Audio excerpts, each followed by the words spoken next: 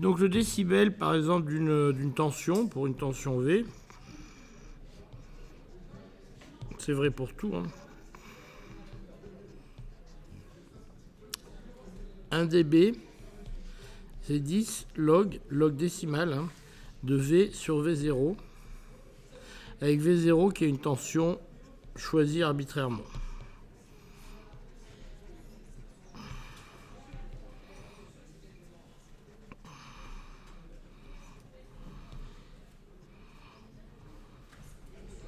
C'est tout, c'est simplement la définition de ça. C'est une définition, d'accord, qui fonctionne comme ça. Alors pourquoi elle est intéressante cette définition? Parce que vous avez beaucoup d'appareils qui fonctionnent, qui font ce qu'on appelle un détecteur logarithmique. C'est-à-dire qu'il ne détecte pas l'amplitude, mais qui va détecter le logarithme de l'amplitude. Alors, par exemple, vos oreilles sont un détecteur logarithmique. Alors, est-ce que vous voyez l'intérêt d'un détecteur logarithmique? Vous vous rappelez comment est faite une échelle log? Une échelle log, si vous tracez, vous avez non pas ici le truc linéaire, mais vous avez 10, 100, 1000, 10 000, etc. Donc quel est l'intérêt d'avoir un détecteur logarithmique? Ouais, c'est-à-dire...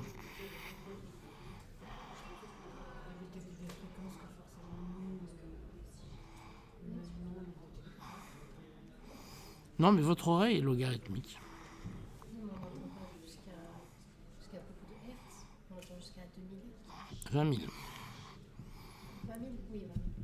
Vous attendez, je crois, à peu près de 200 à 20 000. Enfin, vous entendez mieux que moi. Mais en fait, l'amplitude de l'audition, c'est la chose qu'on perd le premier avec l'âge. Et déjà, moi, j'ai du mal à entendre au-dessus de 15 000, alors que vous montez encore à 18 000, 20 000. Ce qu'on perd en premier avec l'âge, c'est l'ouïe et la vue. Moi, je suis déjà presbyte, vous ne l'êtes pas encore. Alors, pourquoi on a une échelle log?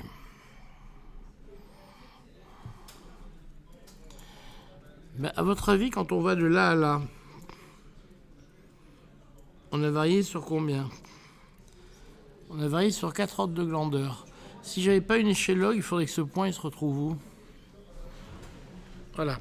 Si j'avais pas une échelle log, ce point-là, il faudrait qu'il se retrouve carrément à l'escalier. D'accord? Donc l'intérêt, c'est que si vous imaginez votre tympan qui vibre, bon, c'est un exemple à peu près, il vibre doucement, à 20 Hz. D'accord? Ça, c'est un bon exemple parce que c'est exactement la chaîne qu'on va avoir. Vous avez 10 Hz ou 200 Hz qui est là. Votre tympan, il vibre un peu. À 20 000 Hz, il vibre comme ça. D'accord? Mais si vous le mettiez sur une échelle linéaire, votre tympan, il vibrerait comme ça ici. Puis à 20 kHz, c'est en train de faire des mouvements d'1 mètre. D'accord? Ou à des fréquences extrêmement élevées, c'est en train de battre des fréquences, c'est absolument pas abordable. Donc le fait que ce soit un détecteur logarithmique, ça lui permet d'amortir, de compacter, si vous voulez, la dynamique des fréquences. Ça lui permet de gérer des grandes dynamiques de fréquences avec des amplitudes de réponse qui sont plus petites. D'accord? Il va passer de 100 Hz à 20 kHz. Ça ne va pas varier autant l'amplitude de sa réponse que si c'était linéaire. Si c'était linéaire, son amplitude de réponse serait phénoménale et il ne serait pas capable de sortir une réponse aussi élevée que ce qu'il faudrait. Parce qu'à 100 Hz, la réponse serait, je vous dis, au niveau de l'escalier, que ce soit une réponse électrique, une réponse mécanique ou une réponse en amplitude, il ne serait pas capable de la générer. D'accord?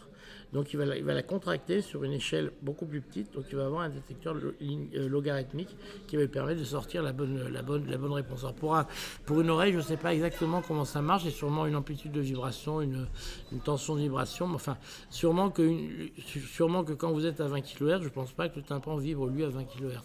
Il doit réduire ça, ou je ne sais pas. Je ne sais pas bien comment ça marche, mais vous avez une échelle logarithmique. Pour les mesurer aussi, les appareils, vous avez des atténuations qui sont logarithmiques. D'accord? Alors rappelez-vous, par exemple, quand on est en 3 dB en électronique, à 3 dB, on est en fait divisé par 2. D'accord? Et en fait, ça va très vite. Donc quand on divise à 10 dB, c'est plus pratique que d'avoir division par 2, par 50, etc. Donc quand on dit qu'on est à 100, à combien? Donc on vous dit qu'il sort à 100 dB. Alors ici, dans les intensités, en fait, le I0, c'est 10-12. D'accord? Pour les intensités...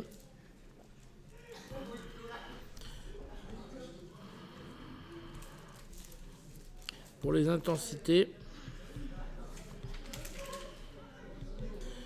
Pour les intensités, 1 décibel, c'est 10 log de I sur 10 moins 12.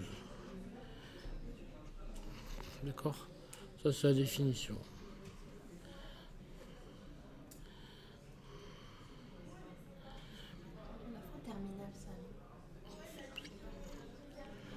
Vous avez appris plein de choses en terminale. Que vous avez oublié très, très vite et que vous avez appris.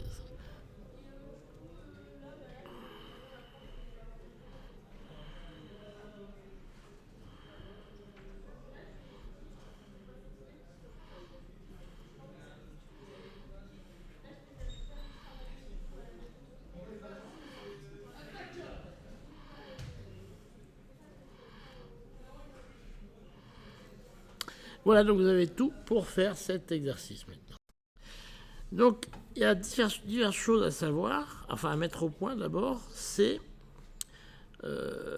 premièrement comment varier P avec la distance. Donc là, mon petit bonhomme, il émet une puissance P qui va partir dans toutes les directions, ce qu'on appelle un truc isotrope. Alors ça, c'est une chose qu'on pourra discuter après, parce qu'évidemment, avec la tête de son machin, on s'imagine bien que c'est pas isotrope du tout, ça part dans une direction préférentielle. Mais si on suppose que c'est isotrope, et qu'on se retrouve donc avec un cercle ici, il émet une puissance P, et cette puissance P, elle est reliée à une intensité I, ici, qui traverse ma sphère virtuelle que j'ai mis ici. Ici, j'ai tracé des petits éléments ds qui sont des éléments de surface infinitésimaux. Alors là, ce qu'il faut savoir, c'est que P se conserve. C'est-à-dire que je n'ai pas d'absorption, ce qui pourrait avoir le cas. Et surtout, je n'ai pas non plus de création. C'est-à-dire qu'au cours de mon truc, je n'ai pas au milieu une oie qui se met à becter ou un mec qui se met à crier. Parce que à ce moment-là, ça ne marcherait plus, mon truc. Hein, d'accord ? Ce théorème-là est basé sur la conservation de la puissance. Donc, il n'y a pas 10 000 personnes qui se mettent à gueuler au milieu. Bref. Donc, P se conserve. Ça, c'est un truc important. Et à ce moment-là, ce que je peux écrire, c'est que P est égal à l'intégrale sur mon cercle de I ds. Et comme je suis isotrope, etc., et que tout va bien pour mon intégrale, je peux dire que ça, c'est égal à P, c'est égal à 4 pi R2 fois I. Ce qui me donne immédiatement que I, c'est égal à P sur 4 pi R carré. Et donc, j'ai ici la dépendance de I en fonction de la distance. Et vous voyez que ça dépend. C'est très courant, ces dépendances en R carré. C'est des trucs que vous trouverez très souvent. Et avec exactement cet argument. C'est-à-dire que l'intensité sonore, l'intensité optique. Enfin, dès que vous avez un argument de ce genre, c'est-à-dire que vous avez quelque chose qui est isotrope et qui vous n'avez pas de source extérieure, vous trouvez une loi R carré. Vous voyez que ça c'est très général, ça va être général pour l'optique, ça va être général pour 1000 choses, vous avez une émission isotrope, et si vous n'avez pas d'absorption, ben vous allez trouver ça. D'accord ? Donc ça c'est très général en physique. Vous trouvez une loi qui est en R1 sur R carré. Okay ? Donc souvenez-vous-en.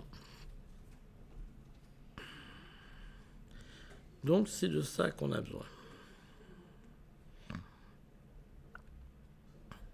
Alors maintenant, ce qu'on va écrire, alors ce qu'on peut faire, c'est finir directement le problème, si vous voulez. Comment on va faire ce problème ?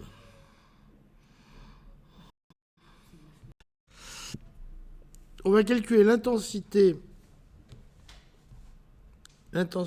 I à haut Landaz.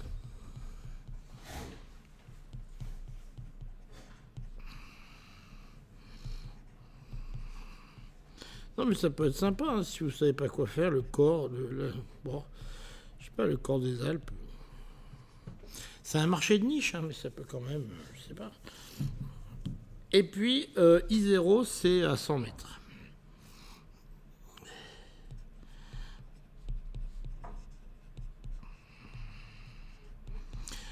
Donc, ce qu'on va écrire, c'est que l'intensité hollandaise moins l'intensité en 0, d'accord, c'est égal à 10 log de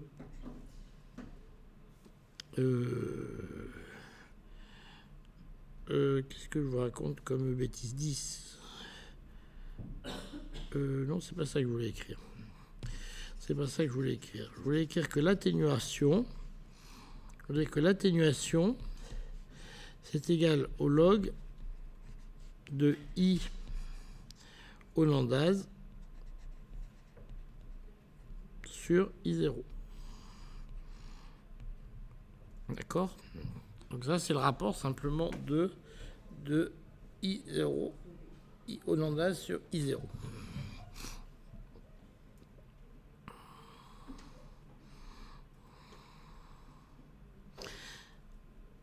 Votre I correspond à quoi? L'atténuation.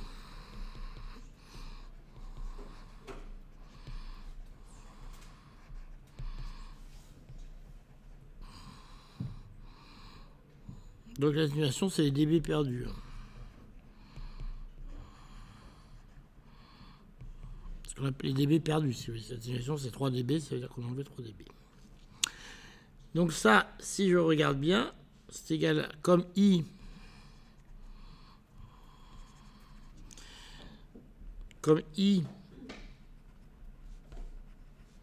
proportionnel à D, pardon, à 1 sur R carré. Ok. Je peux écrire que ça, c'est proportionnel à 20 log de R0 sur R hollandaise. Vous êtes d'accord avec moi? Ça, par contre, on l'a pas fait en terminale. Et log? Bah si, mais pas comme ça. Enfin, il n'y avait pas de R. Non, peut-être que les... Bon, si, mais là, je vais vite. Vous avez dû le voir, mais en plusieurs étapes. Là, je vais vite pour les... Je développe pas les logs, là, je vais vite. Et vous l'avez vu que log de I puissance n, c'est égal à n log de I.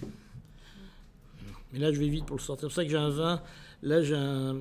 Pardon, excusez-moi, c'est un 2, normalement. Je sais pas pourquoi je lui mets un 0, cette bras bête.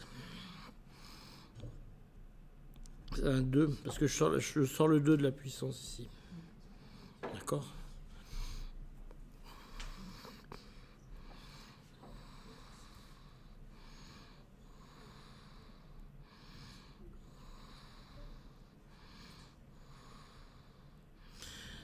Et ça, numériquement, ça vaut... Alors, c'est là qu'il va falloir essayer de ne pas se planter. Donc, 100 mètres, hein, c'est ça qu'elle avait dit.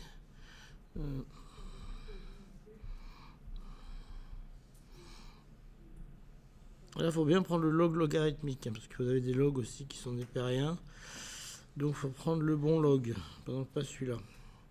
Log à base 10, c'est celui-là.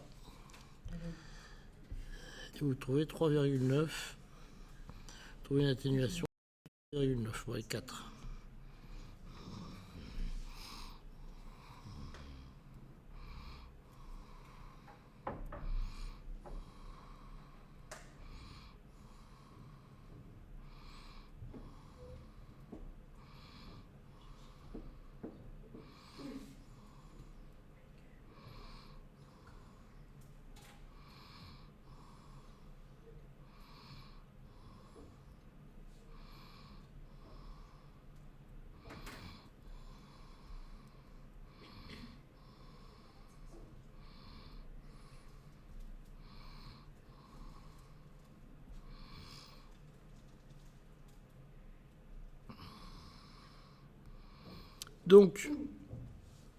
Donc à hollandaise, l'intensité à hollandaise est égale à I0 moins 4.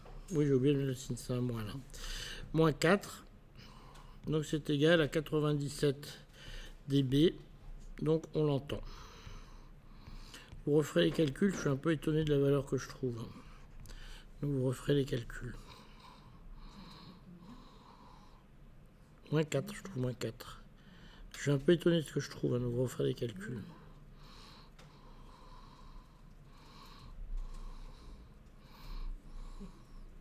combien de 4 par contre vous passez à 96? Ah ok, non, j'ai rien dit.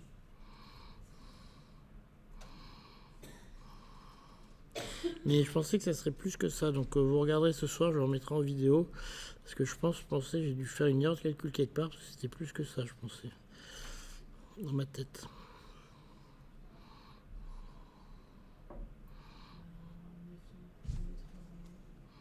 Donc erreur. Hop. Erreur. Il faut prendre à 100 mètres. Pour prendre R0 égale 1 mètre. Et il y a un 20 qui traîne parce que là, on est dans... oui, ils font le rapport. Exact. Ils font le rapport des amplitudes. Donc, il y a bien un 20 qui traîne. Et donc, ça nous fait bien. On va vérifier quand même. Mais je pense que ça nous fait bien ce qu'il faut. Donc, ça fait 9000 log. Ça nous fait bien 79. Ok.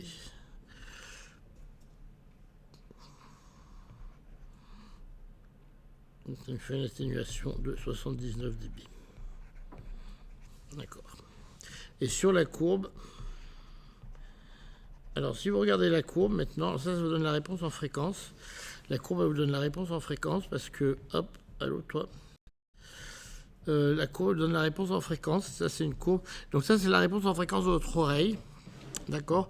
Donc vous voyez que là où vous entendez bien, en gros, c'est entre 200, 300 Hz et jusqu'à mettons 5000 Hz. Après, c'est une réponse un peu plus élevée.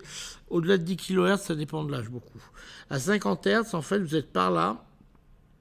Et donc, vous voyez donc si vous atténuez de 71 dB, ça veut dire que vous partez de 100 dB, moins 79, vous êtes vers 21 dB, puisque vous partez de 100. D'accord.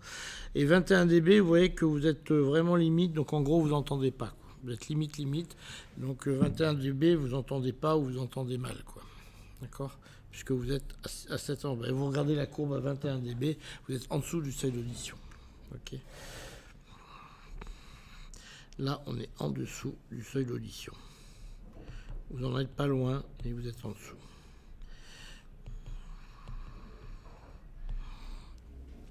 Voilà.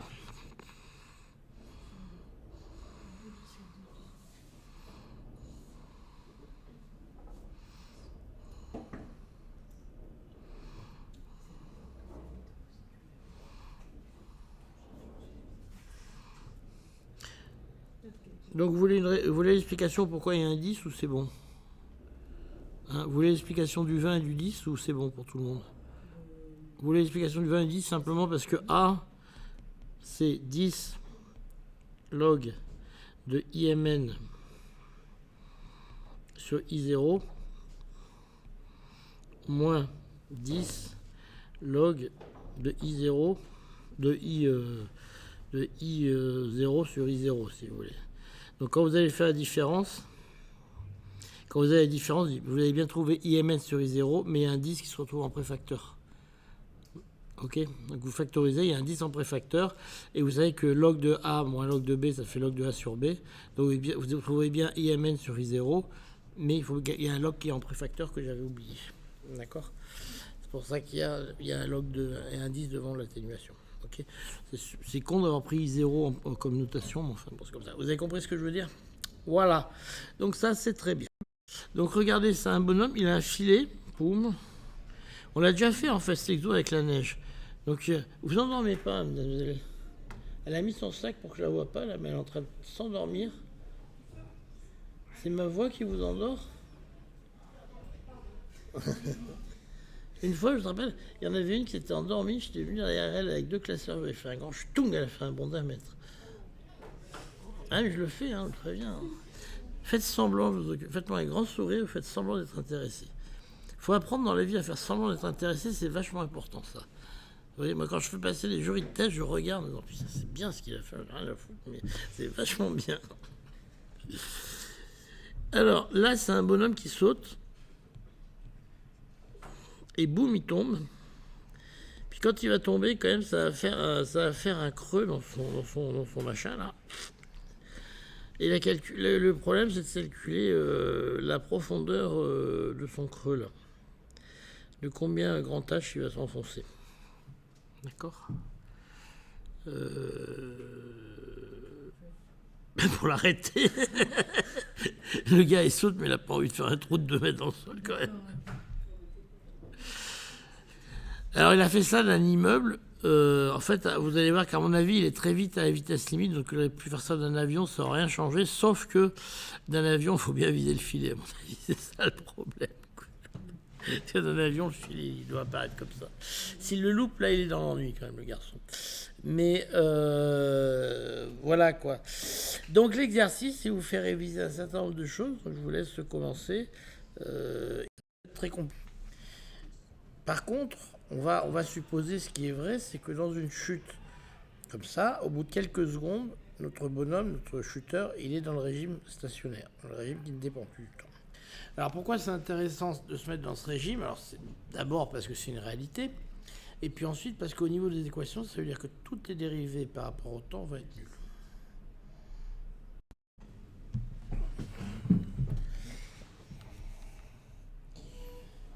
Il faut qu'il soit branché ce qu'on a.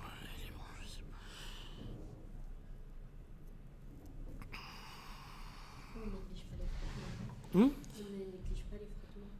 Ah si, ça marche. Non, il néglige pas, parce qu'on vous donne la formule pour les frottements explicitement, c'est 1,5 de rho, c'est rho C Vx. Dans l'énoncé, ils ne sont pas donnés, les frottements. Dans l'énoncé, ils ne vous les donnent pas, les frottements. Attendez, on va regarder ce qu'ils vous donnent dans l'énoncé.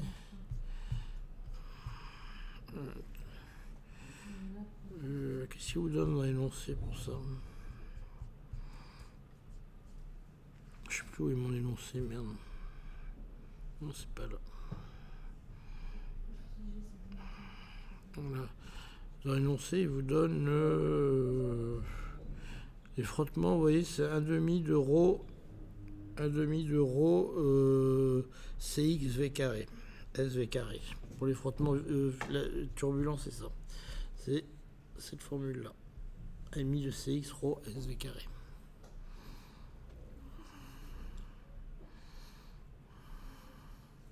Ce qu'il appelle la traînée aérodynamique.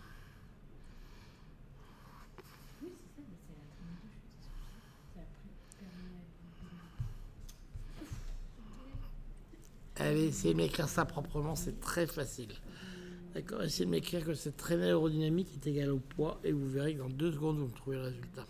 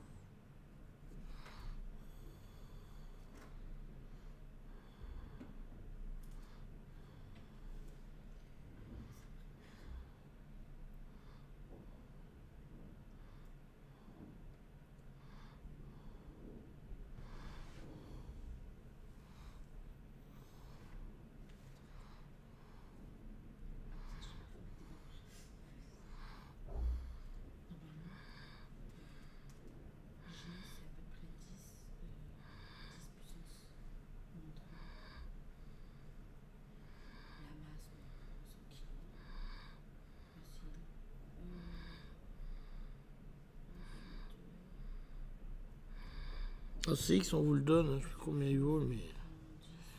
Le CX, on vous donne 10,2, je crois, c'est ça, alors j'en sais plus rien.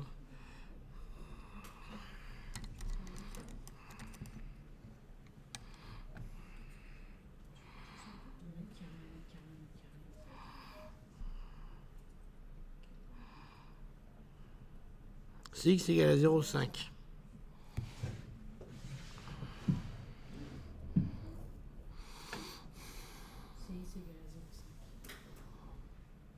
toujours de l'ordre de 1 CCX de toute façon.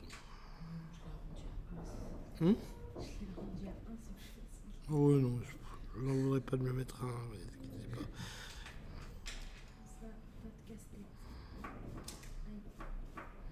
Ça dépend tellement comment il se met le mec que bon.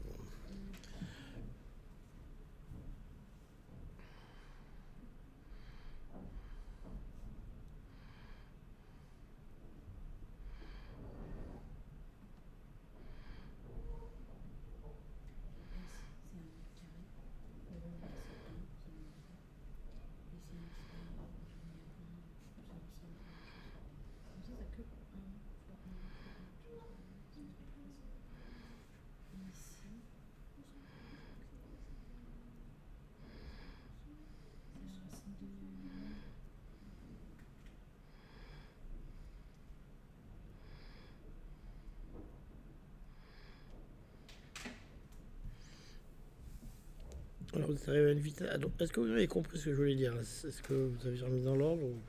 Non, toujours pas trop. Qu'est-ce qui vous pose problème?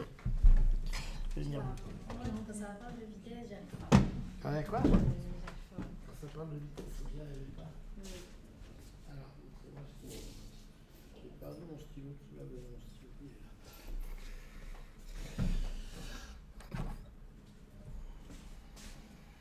Alors, moi ce qui me passe.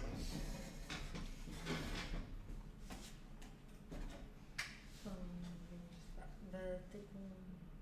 Donc déjà, il y a un homme, il saute. Donc on va savoir sa vitesse.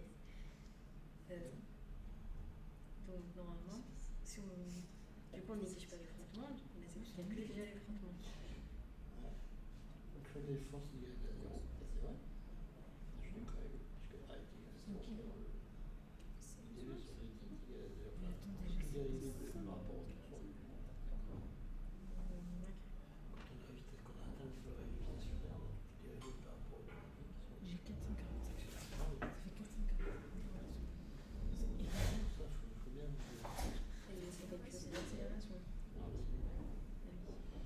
on est en stationnaire, toutes les dérivées n par rapport à Mais t'as raison, la vitesse, y compris l'accélération.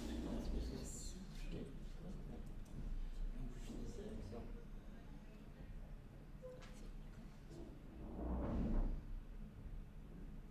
Donc si vous faites un dessin, vous pouvez toujours le faire. Ah, mais non. À la place du H, tu mets G.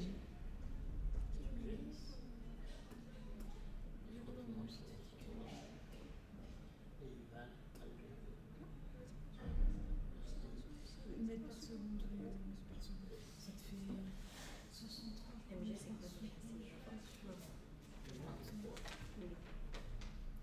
C'est 40, donc c'est bien.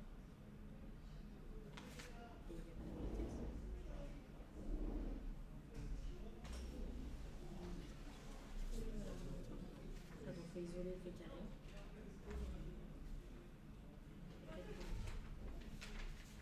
Et le point avec.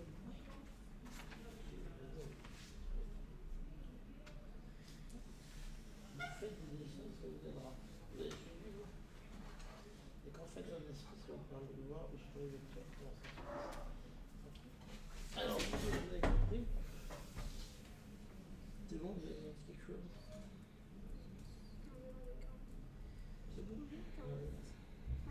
C'est 441, 447 mètres par seconde. 2 fois 100 fois. Alors, attends, je vais mettre ça, vous faites combien de ça?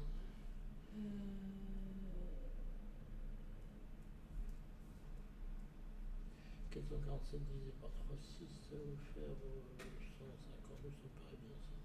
Ouais, 150 km. C'est ça à peu près. 30, 150 et 200 typiquement.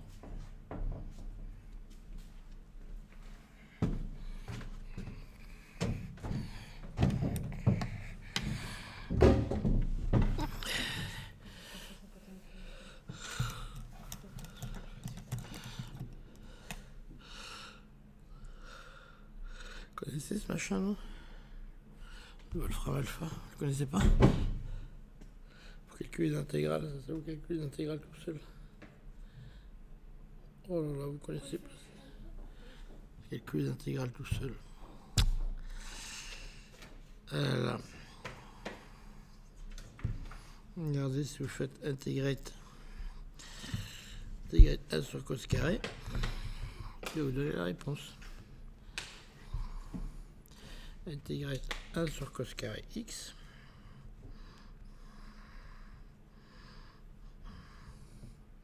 Oui, l'enseignement muscule ça pour aimer.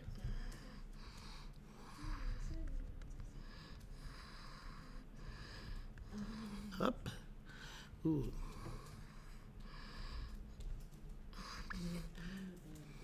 Hop. Voilà. Il me dit que ça fait tangente x, c'est indéfini, que ça fait l'intégral, etc. Ça, c'est gratuit comme logiciel. Savez-le. Vous le trace, c'est vachement bien. Ben oui, pour tricher, c'est super. Qu'est-ce que vous n'avez pas faire l'intégrale et vous avez la solution. Vous regardez les comportements à l'infini et tout. Ça vous planterez plus sur les limites au moins. Ah, si on avait le droit au téléphone. Non, mais si vous avez un doute, vous regardez au moins comme ça. Bon, donc vous avez tous trouvé. Alors, ce qui est bien, c'est de faire un petit dessin de mon bonhomme qui est en train de tomber. Il y a une force mg, puis il y a une force de frottement.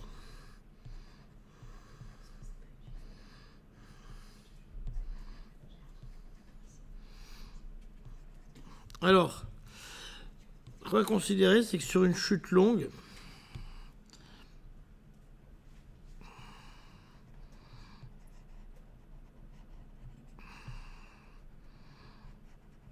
on est en régime stationnaire.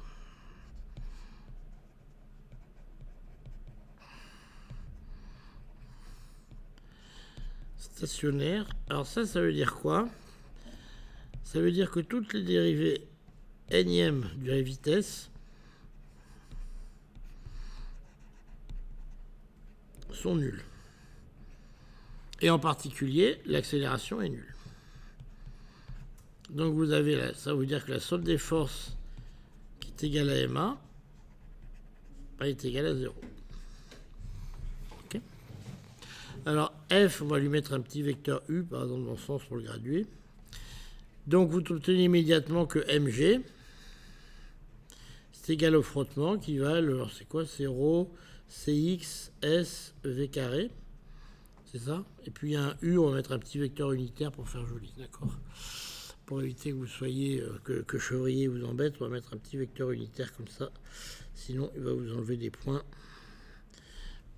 Donc on va lui mettre un vecteur unitaire, comme ça il sera content.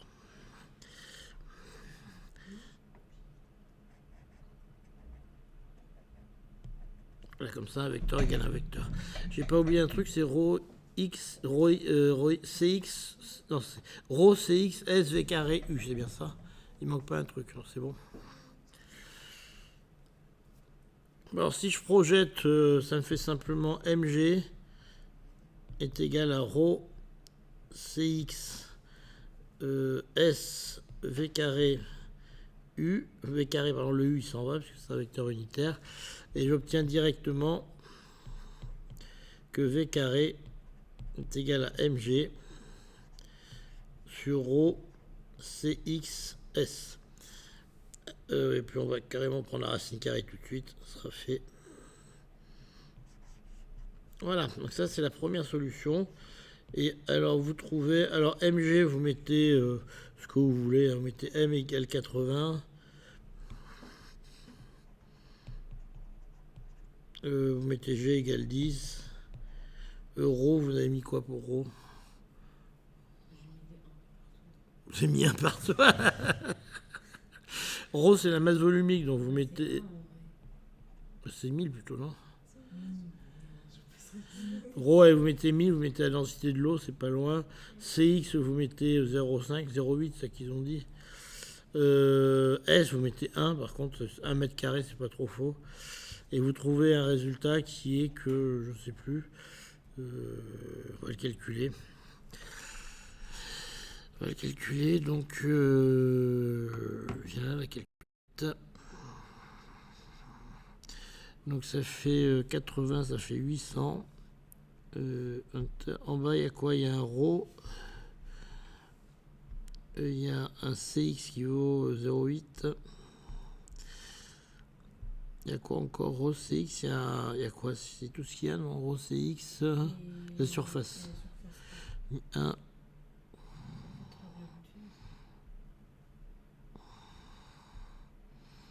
Je prends la racine carrée de tout ce bazar, c'est ça? Je prends la racine carrée de ce souk, ça va me faire... où est ma racine carrée déjà? Qui m'a volé la racine carrée là? Non, ça va pas. J'ai oublié un truc là-dedans. Ah oui, c'est peut-être l'euro, c'est une densité, hein, c'est ça. Donc, donc c'est ça multiplié par 1000.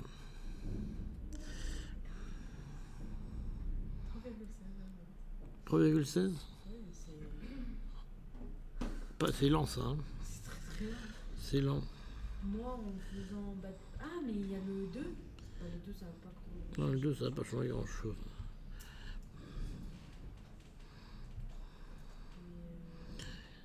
OS 1 Enter .8 Enter SV. J'oublie un truc dessous. C'est ρ S carré V. C'est tout ce qu'il y a en dessous. Il y a un CX qui est à 0,8.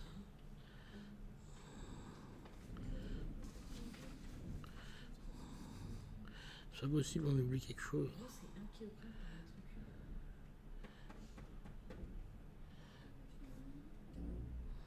100 grammes. 1000 grammes, oui. Mais dans les 5 kg, on est à des kilogrammes. Ça ne dérange pas si tu laisses de partout les kilogrammes. Où c'est qu'il nous manque un truc?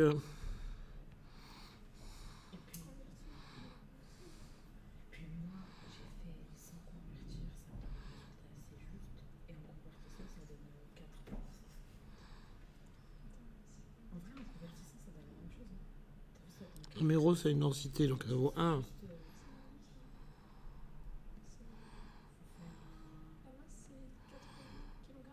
faire un fois 100 quelque part. Non, mais M, ça fait 80. MG, ça fait 800, il n'y a pas de problème. Après ρ, ça fait 1, ça je suis d'accord. C'est la densité, donc je pense que ça fait 1. Oui, la densité, c'est 1, c'est ça? Oui, c'est 1. La densité, c'est 1 kg. C'est par rapport à l'eau, donc la densité, c'est 1. Donc attends, on va le reprendre là. Donc ça nous fait... donc ça nous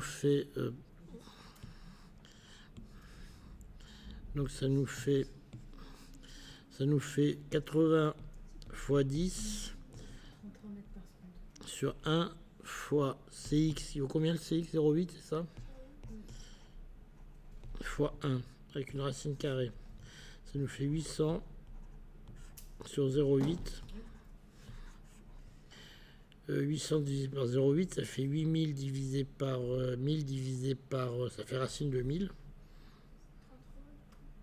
Racine de 1000, ça fait combien racine de 1000? Ça fait 3. Ça fait 10 puissance 3, ça fait combien? 33.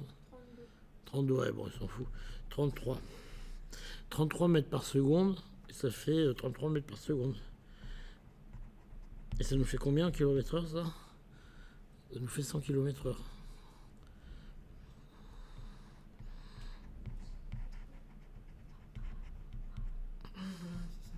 Bon, ça me choque pas plus que ça. Alors pourquoi on n'y est pas arrivé en calculant? Mais ça me choque un peu par contre.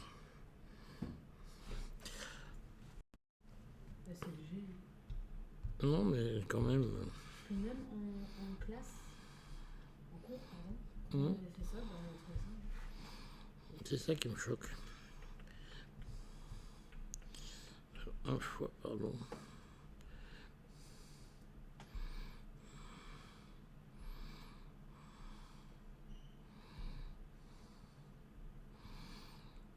Petit chiffre très puissant. Dénominateur, il y a 0,8. Il y a une surface de 1, il y a un ρ de 1, c'est tout ce que ça fait.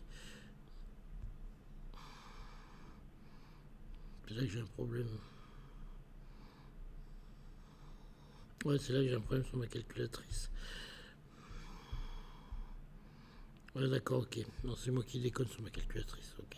C'est moi qui déconne là. Ok.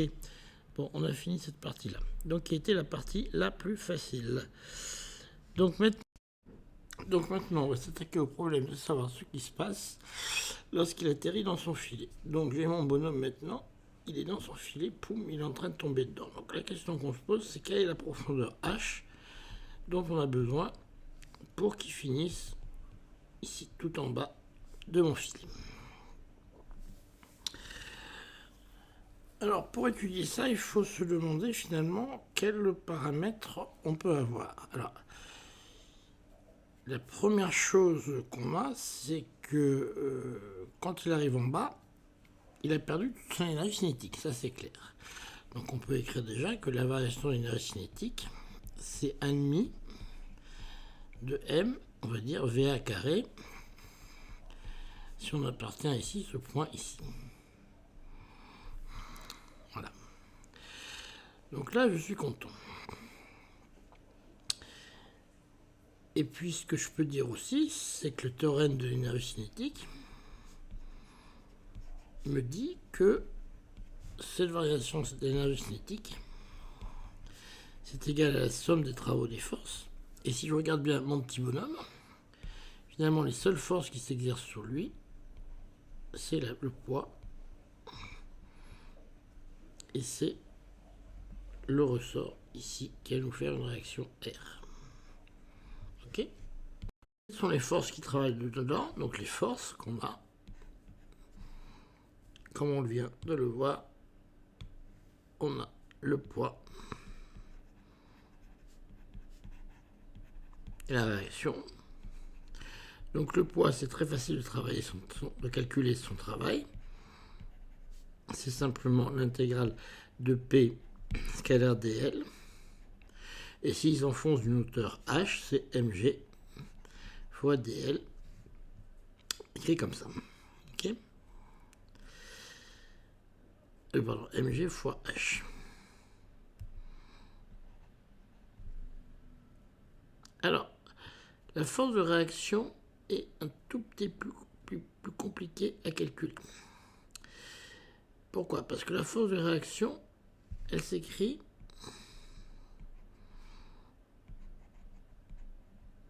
je peux toujours l'écrire que c'est l'intégrale de R fois dl. Ça, c'est toujours vrai. L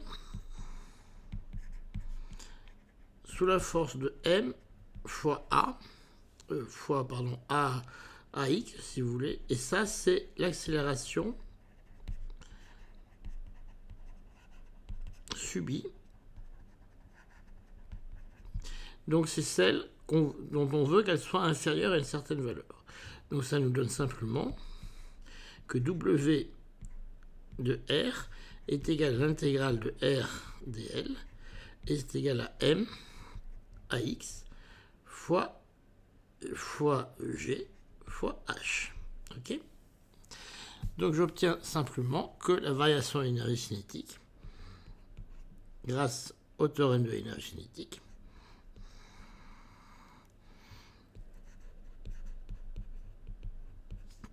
il me dit que delta EC est égal aux sommes des travaux des forces. C'est égal à 1,5 de M VA au carré. Et ça, c'est égal. Alors, il faut que je trouve le bon signe. A priori, celle-ci va être plus grande. Moins. Pardon. On va factoriser les M pendant qu'on y est. Ça nous fait M AX moins A G.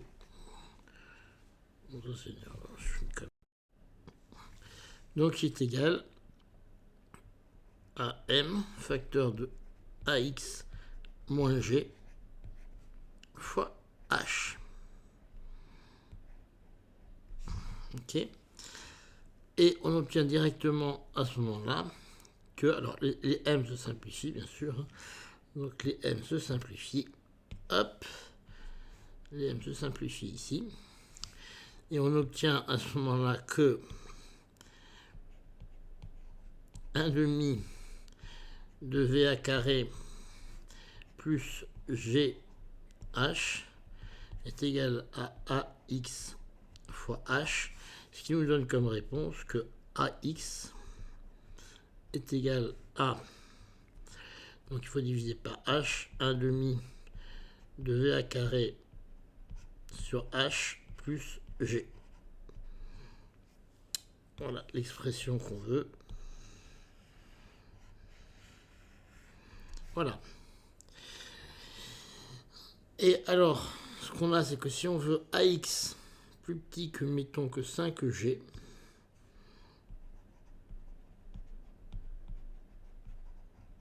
ça nous fait 1 demi de va carré sur h qui est plus petit que 4g. Ça nous fait h supérieur ou égal à 1 demi de va carré. Et voilà.